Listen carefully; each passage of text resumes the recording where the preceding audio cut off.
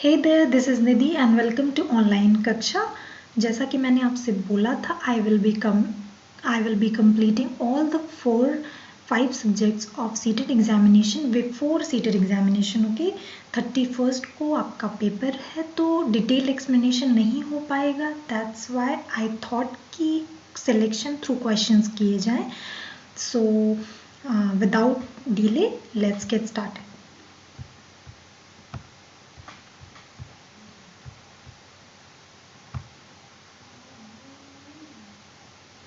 ये आपका हमारा अपना प्यारा सा इन्वायरमेंटल स्टडीज़ का एक picture and we will be discussing the main topics which are very important for examination point of view, so that you can have that glance of the topic and go through the questions जिससे कि आपके questions बन जाएं। तो topic wise सबसे पहला जो topic है आपका ईवीएस पेडागोजी से 12 to 15 मार्क्स के क्वेश्चन आते हैं।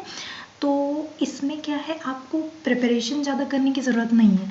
इसमें you have to think from the perspective of a child. Okay, आप चाइल्ड के पर्सपेक्टिव से सोचेंगे तो आपके क्वेश्चंस बन जाएंगे।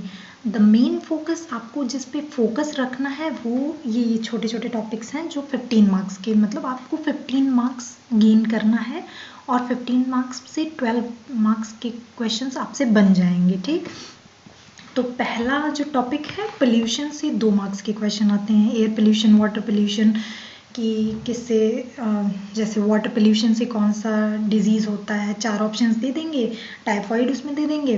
तो टाइफाइड जो भी पानी, गंदे पानी से रिलेटेड बीमारियां होती हैं, air noise pollution, air pollution, इन सब से रिलेटेड एक क्वेश्चन आएगा जो कि इन्वायरमेंट का पार्ट है। ठीक है, then next topic will be national parks and projects.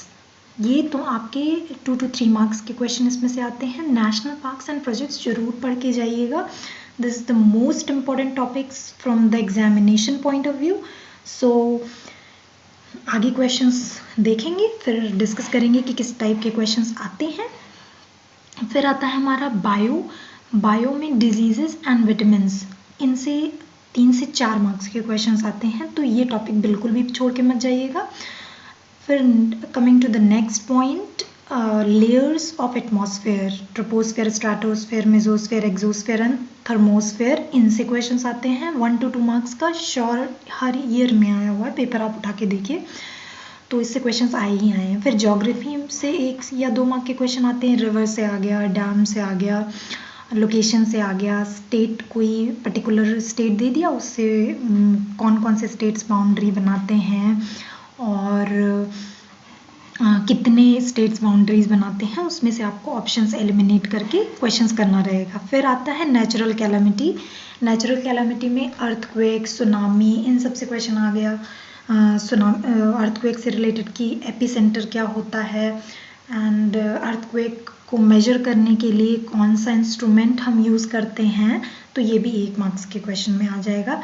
फिर study of something, suppose study of plants, study of cells, cytology, study of algae, study of fungi, इन ये पढ़ के जाइएगा, इसमें से 1 क्वेश्चन जरूर आएंगे। ठीक है, फिर पॉलिटी और केमिस्ट्री मिला के 1 to 2 मार्क्स के क्वेश्चंस आते हैं। ठीक है, फिर हम आ जाते हैं अब अपने टॉपिक पे, पहले क्वेश्चन पे। ठीक है, तो हमारा पहला क्वेश्चन जो है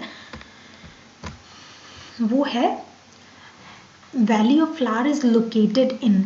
बताइए वैली ऑफ फ्लावर्स जो है वो कहाँ लोकेटेड है, वैली ऑफ फ्लावर।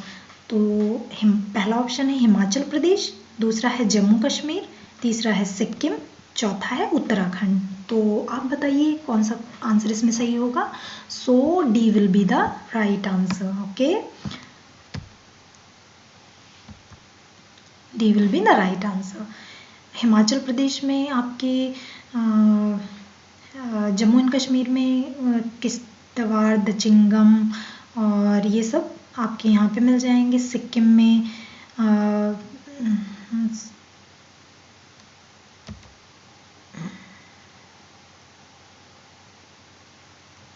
में आपके कंचनजंगा नेशनल पार्क मिल जाएगा।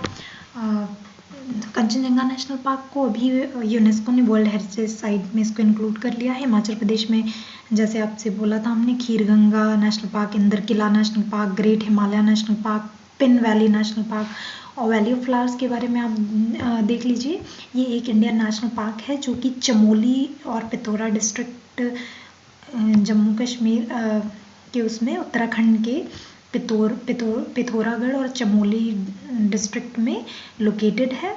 और ये अल्पाइन फ्लावर्स और वैरायटी ऑफ फ्लोरा के लिए फेमस है और जो कि उत्तराखंड में लोकेटेड है। ठीक है, जम्मू कश्मीर में Salim Ali national park, Dachigam national park, Kazinag national park, ये सब पाए जाते हैं। फिर आते हैं हम अपने नेक्स्ट क्वेश्चन पे। Project tiger was started in, project tiger कब स्टार्ट हुआ था? तो ये हमारा 1973 में आया था। और 1972 में क्या था? फॉरेस्ट कंजर्वेशन एक्ट आया था। 1980 में 1972 में वाइल्ड लाइफ सेंचुरी एक्ट आया था। फॉरेस्ट कंजर्वेशन एक्ट 1980 में आया था। तो ये प्रोजेक्ट टाइगर से related, wild life sanctuary, forest, तो ये जो सारे एक्ट हैं इनका ईयर आपको याद रखना है। ठीक है,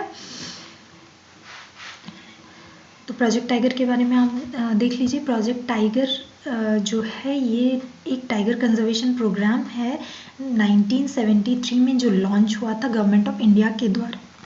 उस टाइम पे इंदिरा गांधी जी पीएम थी हमारी। इसमें सबसे पहले जो प्रोजेक्ट टाइगर था उसके फर्स्ट डायरेक्टर कैलाश संखला थे। और अभी जो ये प्रोजेक्ट टाइगर इसलिए स्टार्ट किया गया था क्योंकि तब देखा गया कि जो टाइगर हैं वो बहुत रेडली एक्सटिंक्ट हो रहे थे उस टाइम पे। और अगर कोई भी हमारे उसमें बायोडाइवर्सिटी में कमी आ जाती है या कोई एनिमल्स, कोई भी किसी का भी नंबर एक्सटिंक्ट होने लगता है तो फिर हमारा इकोसिस्टम, फूड चेन, ये सब डिसबैलेंस होने लगता है। इसलिए हमें उस चीज़ों को मेंटेन करके चलना होता है। दैट्स वाई ये प्रोजेक्ट टाइगर स्टार्ट हुआ था। अभी 2967 करंट स्ट्रेंथ है इंडिया में टाइगर्स की। ठीक है, as per 2018 report. Coming to the next question, fundamental duties are adopted from constitution of which country? Fundamental duties जो है हमारे मूल कर्तव्य जो हैं किस कंट्री से लिए गए?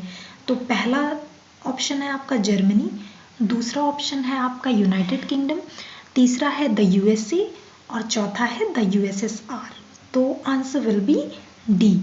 ठीक है, द यूएसएसआर। ओके, सो इसे और जर्मनी से है क्या लिया गया था हम डिस्कस कर लेते हैं। जर्मनी से हमारा मेनली फंडामेंटल राइट्स जो इमरजेंसी के टाइम पे सस्पेंड हो जाते हैं, except article 20 and 21 every fundamental rights are suspended during emergency period. Okay, so ये वाला कंसेप्ट जर्मनी से लिया गया था। फंडामेंटल ड्यूटीज़ मैं आपको बता चुकी हूँ कि यूएसएसआर से लिया गया था।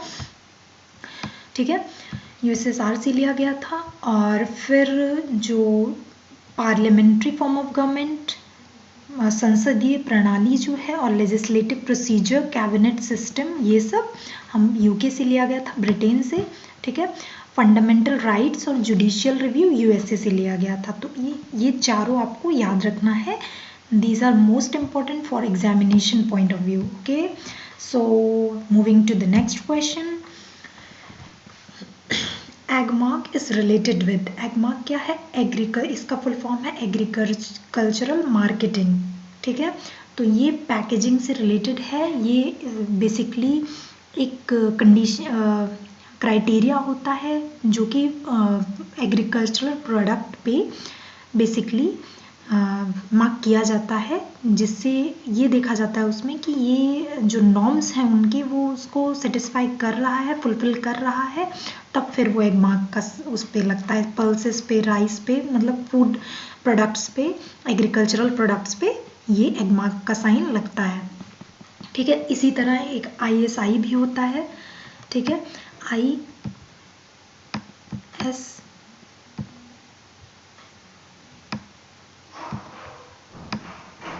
ISI होता है जो कि इंडस्ट्रियल प्रोडक्ट्स पे मैंडेटरी होता है ISI प्रोडक्ट। कोई भी आप गैजेट उठा के देख लीजिए, जो भी इंडस्ट्री से रिलेटेड अप्लायंसेस होते हैं उसमें ISI मार्क ज़रूर लगा होना चाहिए कि वो उसके नॉर्म्स को और उनकी कंडीशंस को फुलफिल कर रही है या नहीं कर रही है। That's Y it is been marked on the products. Okay, so moving to the next question, B will be the right answer. Answer is written here over here, so I will mark also, but the answer is written here, so you can go through it. Okay, moving to our next question, that is fifth question. Wildlife Protection Act was passed on, as I have told you earlier, that it was passed in 1972. So C will be the right answer. Okay, now moving to the next question. The headquarter of Greenpeace International is located in. ठीक है, Greenpeace International एक संस्था है, उसका जो headquarter है वो कहाँ पे लोकेटेड है, ये क्वेश्चन में पूछ रहा है आपसे। So option A is New York, second option is Sydney, C option is Amsterdam and D option is Nagasaki. तो आप बताइए इसमें से क्या आंसर होगा। तो इसका आंसर जो होगा वो सी होगा, एम्स्टर्डम में लोकेटेड है ग्रीन पीस इंटरनेशनल का हेडक्वार्टर। ठीक है, न्यूयॉर्क में आपको पता होगा कि यूनेस्को का हेडक्वार्टर है न्यूयॉर्क में, जो कि स्विट्ज़रलैंड में एक सिटी है। ठीक है, तो यूनेस्को का पूछ लिया जाता है कि यूनेस्को का हेडक्वार्टर कहाँ पे है, तो न्यूयॉर्क में है। ठीक है, फिर आ जाते हैं हम, origin of species is a work of. ये जरूर आप याद रखिएगा कि किसका कौन सा वर्क है जो फेमस है। एरिस्टोटल का, मेंडल का, चार्ल्स डार्विन का, रॉबर्ट हुक, इन्होंने क्या क्या काम किया है उससे रिलेटेड आप थोड़ा थोड़ा पढ़ के जाइएगा, थोड़ा सा ग्लांस ले लीजिएगा, so that you can questions आपसे बन जाए वहाँ पे। ठीक है, you can do that question over there. So origin of species is a work of Aristotle, Mendel, Charles Darwin, Robert Hooke. तो इसका सही आंसर क्या हो जाएगा, इसका Charles Darwin will be the right answer. और तीनों ऑप्शंस हम देख लेते हैं किसका क्या काम है। एरिस्टोटल जो थे वो 384 BC में बॉर्न हुए थे, इनको फादर ऑफ जूलॉजी भी बोला जाता है। ये एक महान हिस्टोरियन थे, मैथमेटिशियन थे, फिजिशियन थे, फिलोसोफर थे। अभी मैं शॉर्ट में इसलिए डिस्कस कर रही हूँ कि 50 क्वेश्चंस हैं, आज हमको वो करना है, तो मैं ब्रीफ में आपको एक्सप्लेन कर रही हूँ सो दैट आपके क्वेश्चंस वहाँ पे बन जाएं। ग्रेगर जॉन मेंडल वहाँ पे लिखा हुआ, इनका पूरा नाम ग्रेगर जॉन मेंडल है। तो इन्होंने क्या किया था, इन्होंने डिस्कवरी करी थी basic principle of heredity through experiments with P plant. मटर के प्लांट से इन्होंने हेरिडिटी पे एक्सपेरिमेंट किया था, और फिर जीन डिस्कवरी ऑफ DNA और जीन का भी डिस्कवरी, DNA और जीन की डिस्कवरी भी इन्हीं का काम है। ठीक है, तो DNA और जीन के डिस्कवरी के बहुत पहले इन्होंने हेरिडिटी पे एक्सपेरिमेंट किया था पी प्लांट पे। ठीक है, तो ये सबसे ज़्यादा इसी के लिए माने जाते हैं, हेरिडिटी के लिए। ठीक है, इन्होंने 3 प्रिंसिपल्स दिए थे हेरिडिटी के। I'll discuss it later, otherwise my discussion will be lengthy. Okay, Charles Darwin जो ये मेनली फेमस थे, क्वेश्चन ही आया हुआ है, ये मेनली फेमस थे ओरिजिन ऑफ स्पीसीज के लिए, जो कि 1859 में पब्लिश हुआ था। ठीक है, रॉबर्ट हुक ये सेल्स के लिए, डिस्कवरी ऑफ सेल के लिए जाने जाते हैं। इनको ये क्वेश्चंस भी पूछे जाते हैं, बहुत सारे एग्जाम्स में पूछे भी गए हैं कि सेल की डिस्कवरी किसने करी थी। तो आपको ये पढ़ के जाना है कि किसकी डिस्कवरी कौन सी है, सेल की हो गई, DNA की हो गई, ये सब आप थोड़ा थोड़ा ओवरव्यू लेके जाइएगा एग्जाम में। ठीक है, और ये लॉ ऑफ इलास्टिसिटी की भी डिस्कवरी इन्होंने की थी। ये मैकेनिक्स में, सिविल इंजीनियरिंग में ये बहुत ज़्यादा बड़ा रोल प्ले करते हैं। स्ट्रेंथ ऑफ मटेरियल के उसमें वो आपका फील नहीं है, बट उसमें भी इन्होंने बहुत बड़ा रोल प्ले किया है। Moving to the next question, that is headquarter of International Court of Justice is situated in. Geneva में, हेग में, न्यूयॉर्क में, पेरिस में। इंटरनेशनल कोर्ट ऑफ जस्टिस का हेडक्वार्टर कहाँ पे लोकेटेड है, तो इसका हेडक्वार्टर हेग में है। ठीक है, तो अब और तीनों ऑप्शंस भी हम डिस्कस कर लेते हैं। जिनेवा में याद रखिएगा, जिनेवा में जितनी भी ऑर्गेनाइजेशंस हैं, जैसे इंटरनेशनल लेबर ऑर्गेनाइजेशन,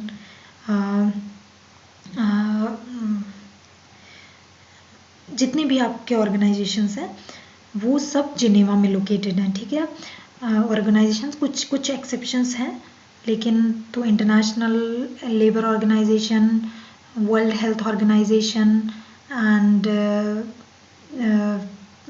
जितने भी ऑर्गेनाइजेशंस हैं ये सब जिनेवा में लोकेटेड है। न्यूयॉर्क में आपका मैंने बता दिया यूनेस्को का हेडक्वार्टर है न्यूयॉर्क में। और आप जहाँ भी फूड की बात आएगी, जैसे food agriculture organisation FAO, food की जहाँ पे बात आएगी आपको रोम टिक करना है।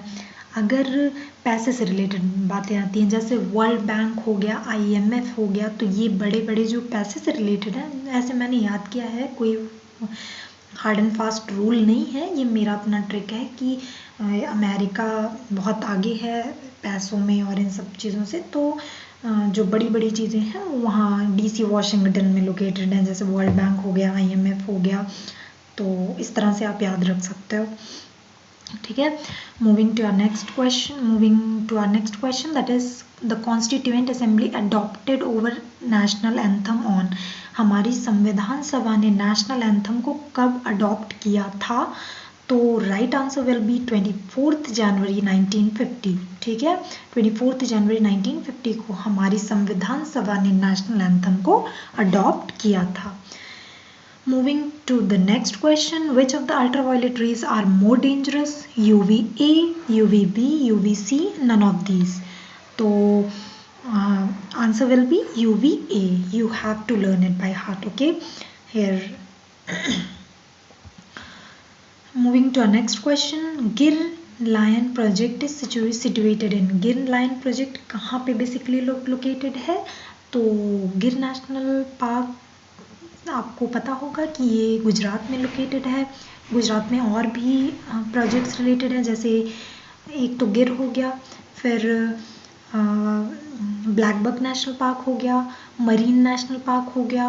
These all are located in Gujarat. Maharashtra में Sanjay Gandhi national park, Pench national park, ये सब आपका महाराष्ट्र में लोकेटेड है। हरियाणा में याद रखिएगा, हरियाणा में एक सुल्तानपुर नेशनल पार्क और एक कालेश्वर नेशनल पार्क, दो बहुत फेमस हैं, तो इसलिए ये दो आप हरियाणा के याद रखिएगा, Sultanpur and Kaleshwar national park. Madhya Pradesh में पेंच नेशनल पार्क जो है वो इसका विस्तार एक्चुअली महाराष्ट्र और मध्य प्रदेश दोनों में है, तो इसलिए पेंच नेशनल पार्क ऑप्शन देख लीजिएगा आप। अगर वहाँ पे महाराष्ट्र है, मध्य प्रदेश नहीं है, तो आप महाराष्ट्र को टिक करेंगे, और अगर महाराष्ट्र नहीं है, मध्य प्रदेश है, तो आप मध्य प्रदेश को टिक करोगे, ठीक है। Bandhavgarh national park, Satpura national park, ये सब मध्य प्रदेश में लोकेटेड है। Now moving to the next question, Which of the following agencies are primarily concerned with the measurement of pollution in India? इसमें से कौन सी एजेंसी है जो प्राइमरली प्रदूषण को मेजर करती है इंडिया में? ये प्राइमरली पूछा है। अगर एजेंसी से पूछ लिया होता कि ऐसी कौन सी एजेंसी है, तो इसमें ग्रीन ट्रिब्यूनल भी आ जाता, सेंट्रल पोल्यूशन कंट्रोल बोर्ड भी आ जाता, बट इसमें पूछा है कि कौन सी एजेंसी प्राइमरली कंसर्न्ड है मेजरमेंट ऑफ पोल्यूशन से, तो right answer will be central pollution control board, okay. So B will be the right answer. Survey of India अलग हो गया, सर्वे करने के लिए वो किया जाता है सेंट्रल वाटर कमीशन, ये वाटर के कमीशन से, वाटर के पोल्यूशन कंट्रोल से रिलेटेड है। ग्रीन ट्रिब्यूनल सेकेंडरीली, मतलब प्राइमरली नहीं आएगा ये पोल्यूशन के मेजरमेंट में, ये सेकेंडरी हो गया, ठीक है। Now moving to the next question, in food chain of grassland ecosystem the top consumer are. Food chain, grassland के फूड चेन में, अच्छा आप मुझे एक क्वेश्चन बताइए कि ये इन्वर्टेड फूड चेन है या अपराइट फूड चेन है? आप प्लीज़ अगर आपको पता हो तो प्लीज़ कमेंट सेक्शन में ज़रूर बताइएगा, ठीक है। इसका क्वेश्चन मैं नेक्स्ट क्लास में दूंगी। सो इसमें से इसका राइट आंसर क्या हो जाएगा? हर्बीवोरस, कार्निवोरस, बैक्टीरिया और ईदर कार्निवोरस और herbivorous. So right answer will be here top consumer, मतलब सबसे पहले प्रोड्यूसर आता है, फिर प्राइमरी हर्बीवोरस आता है, फिर सेकेंडरी हर्बीवोरस आता है, फिर कार्निवोरस आता है. ठीक है, तो सबसे टॉप राइट में जैसे ग्रास हो गया, वो प्रोड्यूसर हो गया. अब ग्रास को जब रैबिट खाएगा तो रैबिट प्राइमरी हर्बीवोरस हो गया. ठीक है, और फिर सेकेंडरी हर्बीवोरस क्या हो जाएगा?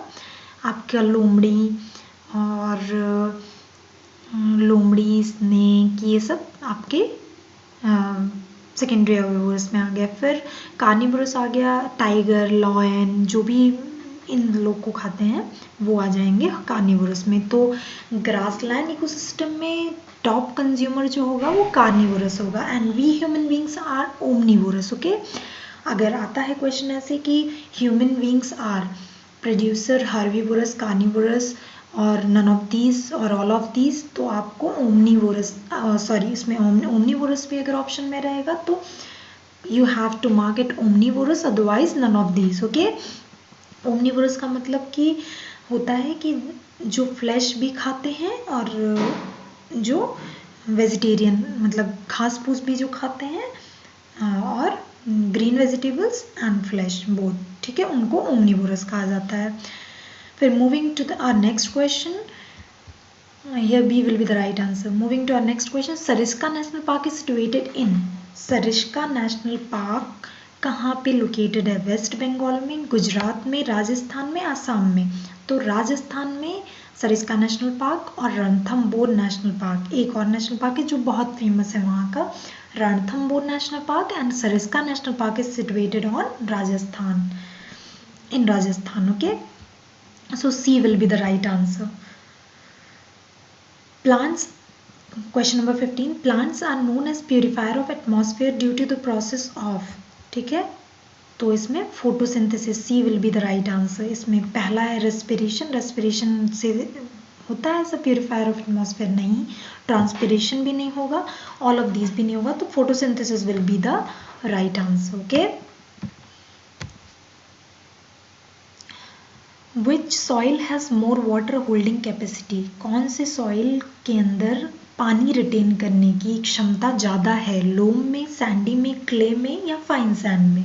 सो क्ले में सबसे ज़्यादा वाटर होल्डिंग कैपेसिटी होती है, तो C will be the right answer. Okay, now moving to the next question, birds that lay eggs on ice. ये सारे ही क्वेश्चन आए हुए हैं एग्जाम पॉइंट ऑफ व्यू से, आपके बहुत इंपॉर्टेंट है. तो इसमें penguin will be the right answer. ठीक है, आप यहाँ पे मैंने एक्सप्लेनेशन दे दिया है, अगर आपको पढ़ना होगा तो प्लीज़ आप गो थ्रू कर लीजिएगा, नहीं तो क्लास बहुत लंबी हो जाएगी. Chernobyl disaster is associated with. Chernobyl disaster किससे संबंधित है? सॉइल इरोजन से है, अर्थक्वेक से है, न्यूक्लियर एक्सीडेंट से है, एसिड रेन से है? तो चर्नोबिल डिजास्टर एक न्यूक्लियर एक्सीडेंट था और इसका आंसर C हो जाएगा.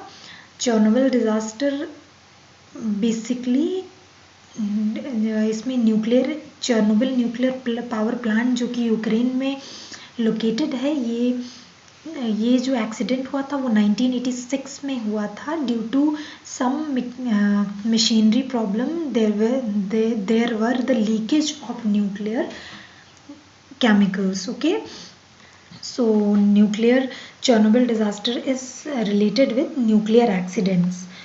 so soil erosion आपको पता ही है कि ये soil degradation का एक फॉर्म है जिसमें upper layer of soil is removed, displaced due to various agents like air,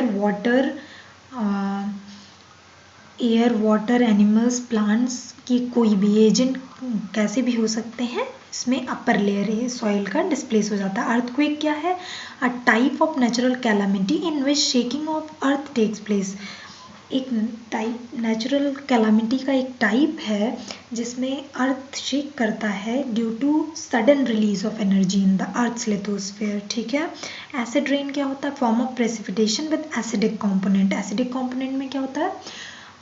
जो gases basically NOx and SO2, nitrogen oxide as well as NOx मतलब oxides of nitrogen and sulphur जब हमारे atmosphere में present रहते हैं and cloud से जब precipitation होता है then water combine with that gases and forms a compound that is acidic in nature, and they pour on the monuments and they deteriorate it. Okay, now moving to the next question. Which article of Indian Constitution is related with the fundamental duties of a citizen for environmental protection? ठीक है, इसमें से कौन सा article है जो हमारे भारतीय संविधान में जो कि मूल कर्तव्यों से रिलेटेड है और वो एनवायरमेंटल प्रोटेक्शन के रेफरेंस में. ठीक है, आर्टिकल 42, आर्टिकल 48 है, आर्टिकल 51 है, आर्टिकल 20 है. तो article 51 will be the right answer. Article 20 क्या कहता है कि according to the constitutional law एक इंसान जो अगर संविधान के अकॉर्डिंग या संविधान को वायलेट करते हुए कोई ऑफेंस किया है तो उसके लिए उसको सज़ा मिलेगी, और एक ऑफेंस के लिए एक ही सज़ा होगी, दो सज़ा नहीं मिल सकती है. ठीक है, ये आर्टिकल 20 कहता है. आर्टिकल 21 राइट टू लाइफ है. आर्टिकल 22 ये कहता है कि जो आर्टिकल 22 में इसमें क्या कहता है कि मैटरनिटी रिलीफ दिया जाएगा. मैटरनिटी रिलीफ स्पेशली वुमेन के रेफरेंस में दिया जाता है. आर्टिकल 42 एक्चुअली पार्ट 4 में आता है जो कि DPSP का पार्ट है, directive principle of state policy. Article 48 ये कहता है कि the state shall endeavour to protect and improve the environment and to safeguard the forest and wild life of the country. ठीक है, और ये दोनों हम आपसे डिस्कस कर ही चुके हैं. Moving to the next question, which part of the atmosphere blocks ultraviolet rays of light to reach Earth's atmosphere surface? ठीक है, इसमें से कौन सा एटमॉस्फेयर का लेयर है जो ब्लॉक करता है यूवी रेज को अर्थ सरफेस पे रीच करने से? ठीक है, तो ये हमारा स्ट्रेटोस्फेयर हो जाता है. तो A will be the right answer. ये क्वेश्चन बहुत इम्पॉर्टेंट है, ये मैंने एक्सप्लेन कर दिया है आपको, तो और सारे ही इसमें इम्पॉर्टेंट पॉइंट्स हैं, तो एक बार आप गो थ्रू हो लीजिएगा क्योंकि वीडियो बहुत लंबी चली जाएगी. और इसको प्लीज़ छोड़िएगा नहीं, ये पढ़ के जाइएगा क्योंकि यहाँ से एक क्वेश्चन ज़रूर आएगा, क्योंकि हर साल आता है यहाँ से एक क्वेश्चन. मैं वो ओवरव्यू आपको दे देती हूँ.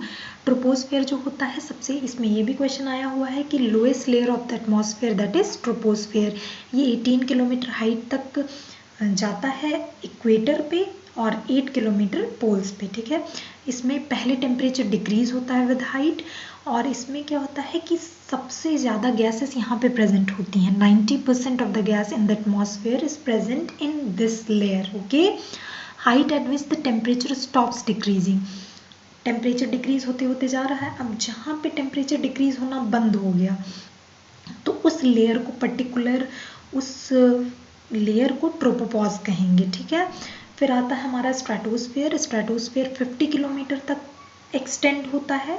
ठीक है, ये सेकेंड लेयर है, और इसमें पहले टेम्परेचर डिक्रीज हुआ, फिर टेम्परेचर इंक्रीज हुआ. इंक्रीज क्यों हुआ? क्योंकि यहाँ पे जो यूवी रेज हमारी आती हैं वो इंट्रैप हो जाती हैं.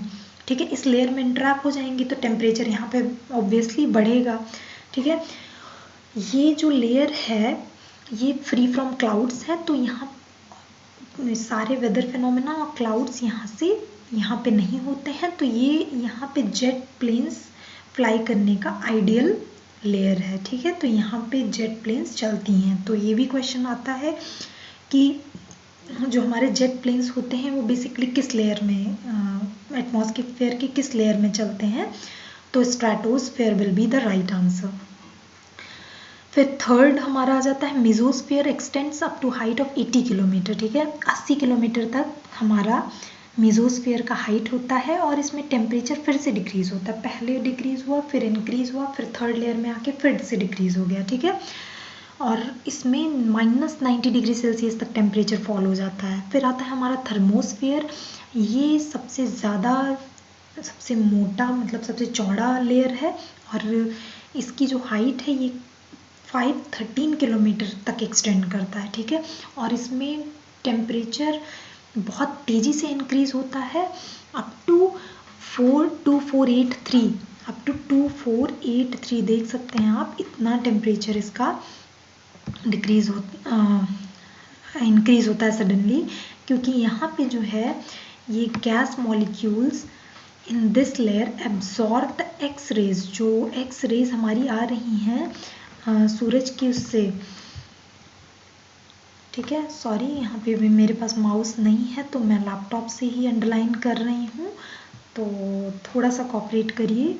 और अगर अभी तक आप मेरे चैनल को लाइक शेयर नहीं किए हुए हैं तो सब्सक्राइब कर लीजिए, जिससे मेरी नेक्स्ट वीडियो आपको मिलती रहे और आपका सपोर्ट बना रहेगा, तो मैं आपके लिए ऐसी ऐसी अच्छी अच्छी वीडियो लाती रहूँगी। सो मूव करते हैं अपने नेक्स्ट पॉइंट पे।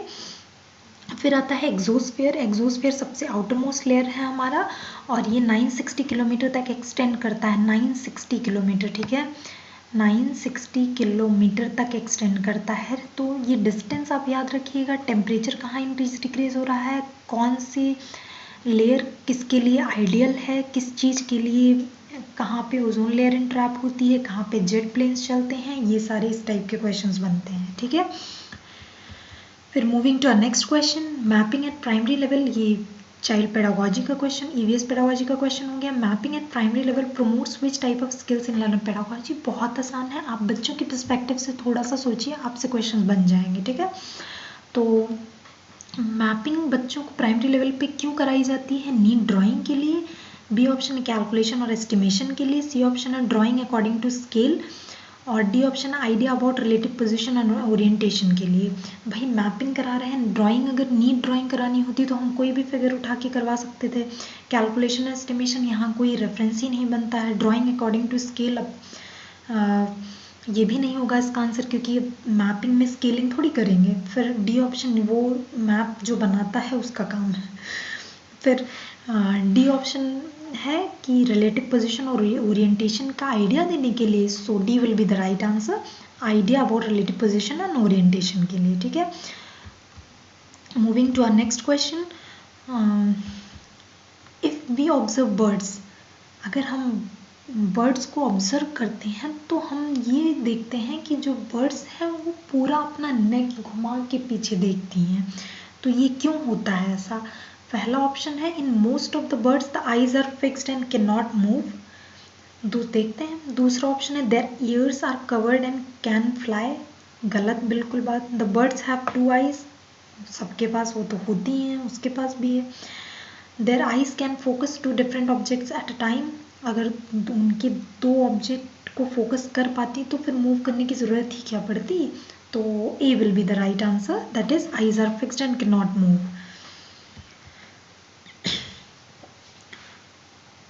Question number 3, bronze is a mixture of two metals. These two metals are copper and tin, ठीक है। तो ब्रॉन्ज जो है ये मिक्सचर है टू मेटल्स के। और इसमें से ये भी क्वेश्चन बन सकता है, और आप याद रख लीजिएगा कि एल्यूमिनियम का और क्या है, बॉक्साइट जैसे हो गया, आयरन का और क्या है, हेमेटाइट, मैग्नेटाइट, उसके चार होते हैं, हेमेटाइट, मैग्नेटाइट, सिडराइट, लिमोनाइट, ठीक है। ऐसे पीबीएस लेड का क्या हो गया, गैलेना हो गया। तो थोड़ा बहुत ओवरव्यू देख के आप चले जाइएगा, ठीक है। Moving to our next question, desert oak is a tree whose roots go deep into the ground till they reach water. The depth of these roots is nearly 30 times the height of the tree. The tree is found in, ये desert oak mainly कहाँ found की मतलब देखे जाते हैं? राजस्थान में, Abu Dhabi में, Australia में, रशिया में। तो C will be the right answer, Australia में देखे जाते हैं, ठीक है। Moving to a next question, ये भी चाइल्ड पेडागोजी का क्वेश्चन है। तो आंचल frequently ask robbing and imaginative questions in her class 5 EVS class. By doing so, she aims at improving. ये आंचल नाम की एक बच्ची है, एक स्टूडेंट है, जो बहुत यहाँ पे सॉरी प्रोबिंग होगा, रोबिंग यहाँ पे पी गलती से वो मिस हो गया है। प्रोबिंग होगा, ठीक है। प्रोबिंग का मतलब इन्वेस्टिगेशन। एंड इमेजिनेटिव क्वेश्चंस, वो प्रोबिंग टाइप के क्वेश्चन और इमेजिनेटिव टाइप के क्वेश्चन क्लास 5th में करती है। तो ये इसका करने का एम जो है उससे क्या इम्प्रूव होगा, ऑब्जर्वेशन स्किल, ऑब्जर्वेशन ऑब्जर्व करेगी तब ऑब्जर्वेशन स्किल उसकी स्ट्रांग होगी। इमोशनल स्किल, इमोशनल का यहाँ से कुछ लेना देना ही नहीं। थिंकिंग स्किल, स्पीकिंग स्किल, तो most relevant answer will be C. तो थिंकिंग स्किल उसकी यहाँ से बढ़ेगी, ठीक है। फिर moving to our next question, which of the following birds can rotate its neck backward to a large extent. तो ये आप याद रखिएगा, ये उल्लू होते हैं हमारे भाई साहब। उल्लू जी पूरा रोटेट कर सकते हैं अपने सर को। So owl will be the right answer. फिर आता है name the instrument used for measuring air pressure. Air pressure को मेजर करने के लिए प्रेशर जहाँ पे आ जाएगा वर्ड्स को तोड़ के आप पढ़ेंगे तो आराम से हो जाएगा आपका। बैरोमीटर, बैरो का मतलब ये होता है एटमॉस्फेयर, ठीक है, सॉरी प्रेशर। बैरोग्राफ, बैरोमीटर, तो बैरो से याद रख लेना। एयर प्रेशर को मेजर करने के लिए बैरोमीटर यूज़ होता है। थर्मोमीटर, थर्मो मतलब टेम्परेचर, तो कहीं ना कहीं टेम्परेचर मेजर करने के लिए, temperature of the body measure करने के लिए थर्मोमीटर यूज़ होता है, आप सभी को पता भी होगा। फिर आता है सीस्मोग्राफ। सीस्मोग्राफ अर्थक्वेक मेजर करने के लिए सीस्मोग्राफ। हाइग्रोमीटर, हाइग्रोमीटर, हाइग्रो का मतलब मॉइस्चर होता है, तो कहीं ना कहीं ये एटमॉस्फेयर की ह्यूमिडिटी को मेजर करने के लिए किया जाता है, यूज़ किया जाता है। फिर इसका आंसर हो जाएगा बी। सॉरी, इसमें आंसर गलत है, आंसर मिस्टेक से बी लिखा गया है, इसमें आंसर विल बी ए, ठीक है, याद रखिएगा answer will be A here. अगर टेम्परेचर यहाँ पे पूछता तो फिर भी हो जाता। BT cotton is, BT cotton क्या है, ये एक हाइब्रिड प्लांट है, ठीक है। Acid rain is chiefly due to atmospheric pollution by. Acid rain किसके द्वारा, कौन से एटमॉस्फेरिक पोल्यूशन के द्वारा एसिड रेन होता है। SO2, H2S, HCl, N2। तो इसमें right answer will be A, SO2 के द्वारा होता है। SO2 अगर यहाँ पे नहीं होता तो NOx होता है यहाँ पे, ठीक है। Compound of oxides of nitrogen की वजह से भी होता है, जिससे वो sulphuric acid and nitric acid दोनों फॉर्म करते हैं, ठीक है। Moving to our next question, that is 30 question, which of the following is the most productive ecosystem. A option is tropical rainforest, B option is tundra, C option is savanna, D option is desert, ठीक है। तो इसमें right answer will B tropical rain forest. तो tropical rain forest यहाँ पे क्यों होगा, क्योंकि प्रोडक्टिव इकोसिस्टम तब होगा जब वहाँ की क्लाइमेटिक कंडीशंस अच्छी होंगी, कांस्टेंट होंगी और फेवरेबल होंगी वहाँ के इकोसिस्टम के लिए। तो ट्रॉपिकल रेन फॉरेस्ट में क्या होता है, हमेशा मतलब 12 महीने तक वहाँ बारिश होती है, रिमझिम वाली। तो वहाँ की क्लाइमेटिक कंडीशन बहुत फेवरेबल है एक प्रोडक्टिव इकोसिस्टम के लिए। So A will be the right answer. Question number 31, greenhouse gases do not include. Greenhouse में से कौन सी गैस नहीं इंक्लूड होती है, CO2, N2O, CO, CH4। तो CO इसमें नहीं इंक्लूड होती है क्योंकि CO is a poisonous gas, ठीक है। तो याद रखिएगा 32, which of the following chemicals are used for ripening of mangoes. Mango पकाने के लिए, आम को पकाने के लिए इसमें कौन सा केमिकल यूज होता है, calcium carbonate, calcium hydroxide, calcium carbide, calcium chloride. तो calcium carbide will be the right answer. Calcium carbide का फॉर्मूला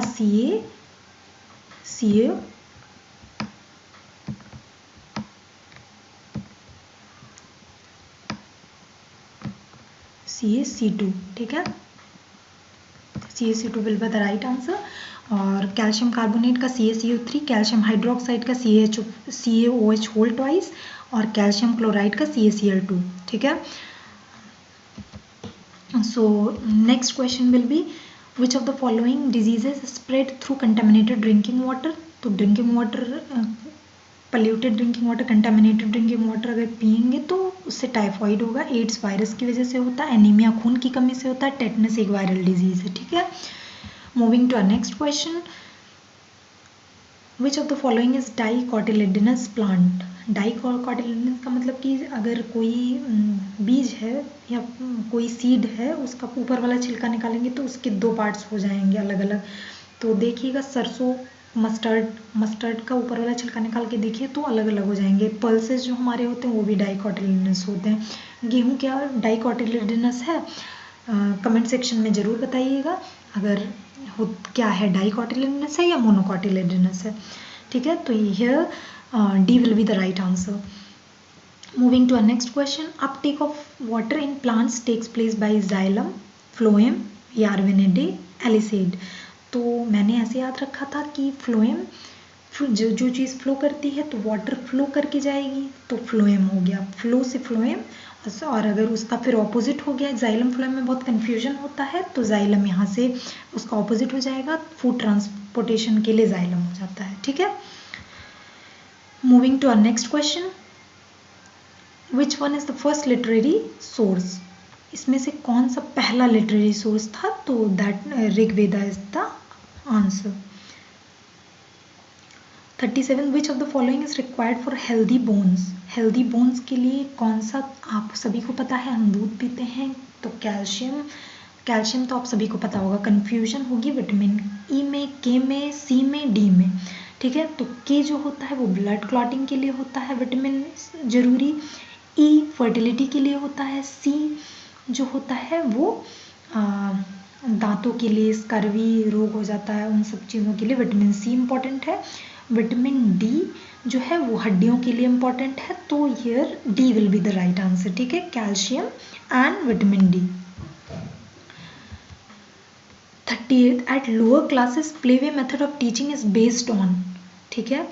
छोटे क्लास के लिए प्लेवे मेथड जो है ये मैंने आपको पहले लेक्चर में, 2 लेक्चर में बताया है कि इसमें से कौन सा टीचिंग मेथड्स ऑफ टीचिंग में आप जाके देख लीजिएगा, मेरे लेक्चर्स पढ़े हुए हैं उसमें, 2 मैंने अभी इसके पहले 2 लेक्चर्स बनाए थे, तो उसमें आप ज़रूर देख लीजिएगा। इसका आंसर जो हो जाएगा ऑप्शन डी हो जाएगा, principles of methods of teaching पे बेस्ड है, ठीक है। Now moving to the next question, name the lowest layer of the atmosphere। ये अभी मैंने 4 लेयर आपको पढ़ाए थे, तो लोएस्ट लेयर इसमें ट्रोपोस्फेयर हो जाएगा, ठीक है। Troposphere will be the right answer. Name the disease cause due to the deficiency of vitamin C. Vitamin C से कौन सा डिजीज होता है? तो उसकी डेफिशिएंसी से स्कर्वी डिजीज होता है, ठीक है।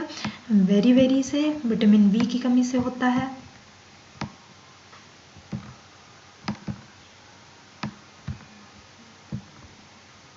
सॉरी राइटिंग, ये इसका भी जुगाड़ हो जाएगा, अभी थोड़ा सा आप कोऑपरेट करते रहिए, ठीक है।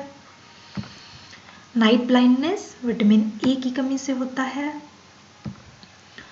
ठीक है। फटीग जो होता है वो विटामिन B12 की कमी से होता है, so A will be the right answer.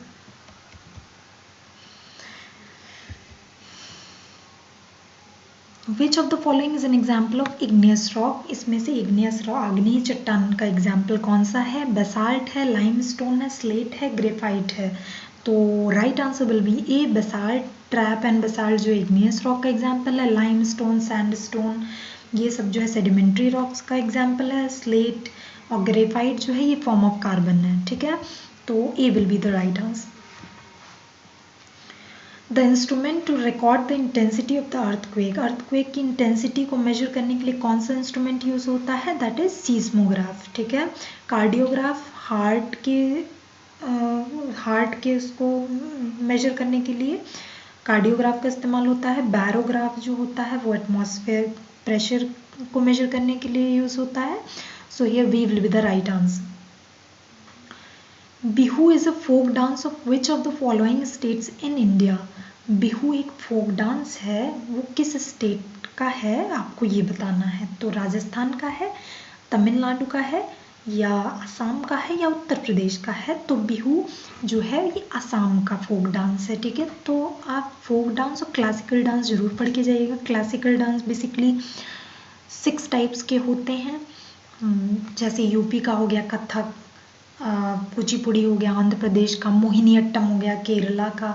तो ये 6 जो क्लासिकल डांस हैं वो आप पढ़ के जाइएगा, ठीक है। इम्पॉर्टेंट है क्योंकि आते हैं questions. The water level dash when a pinch of salt is dissolve, increase होता है या डिक्रीज होता है या सेम रहता है या नन ऑफ दीज होता है। मतलब कि अगर हम पिंच ऑफ सॉल्ट डालें पानी में तो क्या वाटर लेवल जो है वो बढ़ेगा, घटेगा या बराबर सेम लेवल रहेगा। तो सेम लेवल रहता है इसका पानी का। Moving to next question which is not a renewable source of energy. इसमें से कौन सा रिन्यूएबल सोर्स ऑफ एनर्जी नहीं है। रिन्यूएबल का मतलब कि जिसको रिन्यू नहीं किया जा सके। तो सन, जिसको मतलब हम बार बार यूज़ कर सकते हैं, वो रिन्यूएबल सोर्स ऑफ एनर्जी होता है। और जिसको नहीं यूज़ कर सकते वो non renewable source of energy होता है। जैसे सन, क्या धूप अगर आज आ रही है तो कल नहीं आएगी, धूप तो डेली आती है, तो वो रिन्यूएबल रिसोर्सेस में आ जाएंगे, ठीक है। वाटर हमारे पास 70% से 90% तक वाटर ही वाटर है, पूरे अर्थ पे वाटर है, तो ये भी रिन्यूएबल सोर्स ऑफ एनर्जी में आ जाएगा। विंड है, विंड ऐसा तो है नहीं कि विंड चलता नहीं है, डेली विंड चलते हैं, तो ये भी रिन्यूएबल सोर्स में आ जाएंगे, ठीक है। तो जो नेचुरल हमारे सोर्सेस होते हैं, जो कि हम बार बार जिसको यूज़ कर पाते हैं, उसको रिन्यूएबल सोर्स ऑफ एनर्जी बोलते हैं। और नॉन रिन्यूएबल सोर्स जिसको मतलब जिसकी क्वांटिटी डे बाय डे घटती जा रही है, उसको non renewable source of energy बोलेंगे।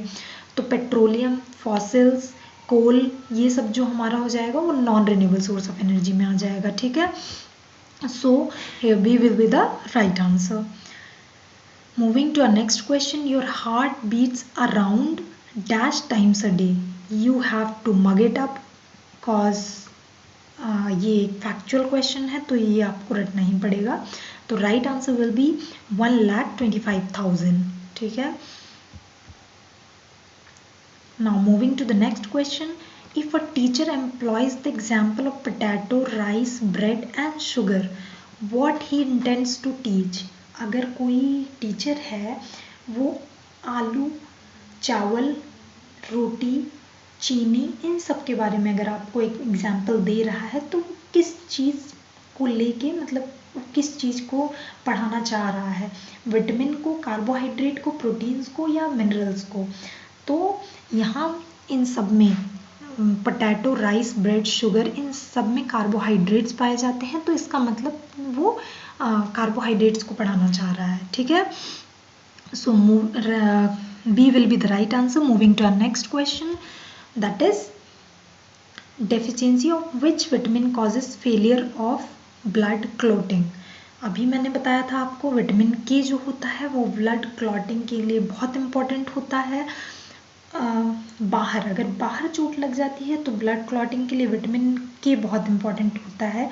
और अगर जो ब्लड हमारा अंदर फ्लो कर रहा है बॉडी में, उसको ना जमने के लिए कौन सा प्रोटीन रिस्पॉन्सिबल होता है, तो वो होता है हेपेरिन, ठीक है। हेपेरिन जो होता है वो हमारा जो ब्लड फ्लो कर रहा है उसको ब्लड क्लॉटिंग नहीं होने देता अंदर, तो हेपेरिन बहुत इम्पॉर्टेंट है, ठीक है।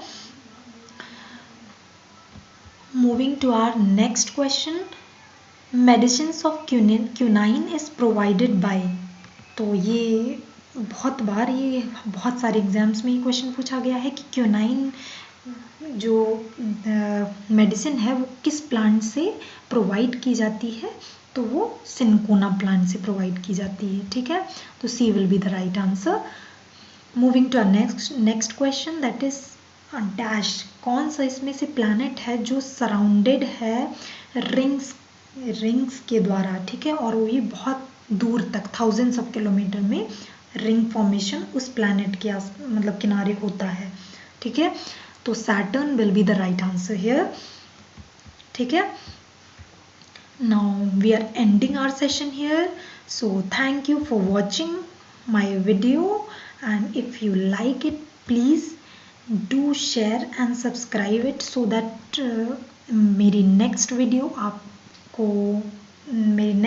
का नोटिफिकेशन आप तक पहुंच जाए। सो तब तक के लिए खुश रहिए, मस्त रहिए, पढ़ते रहिए और सीटेट की तैयारी अच्छे से करते रहिए। जैसा कि डेट आ गया है उसका, एडमिट कार्ड आ गया है सीटेट का। सो मस्त रहिए और पढ़ते रहिए। तब तक के लिए बाय बाय।